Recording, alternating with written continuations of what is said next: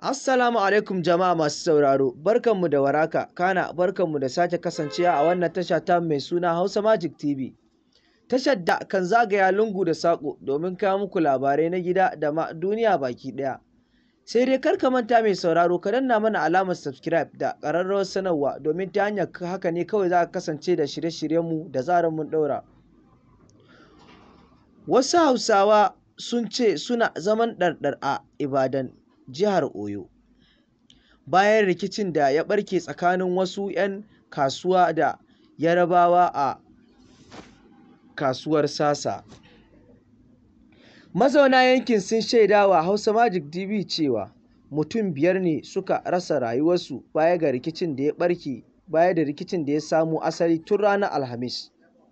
Kuma a cewarsu an samu ƙone-ƙone da rasa rayuka da dama. Sun ce rikicin ya ɓarke ne sakamakon wani Bahaushe mai dakon tumatur a kasuwar da wata Bayerabiya mai dakon tumatur, inda ya kai ga Bahaushen ya rasa rayuwarshi, lamarin da ya haifar da ƙone-ƙone a jihar. Yanzu rikicin ya samu lafawa baya ga baza da jami'an tsaro da gwamnati ta yi.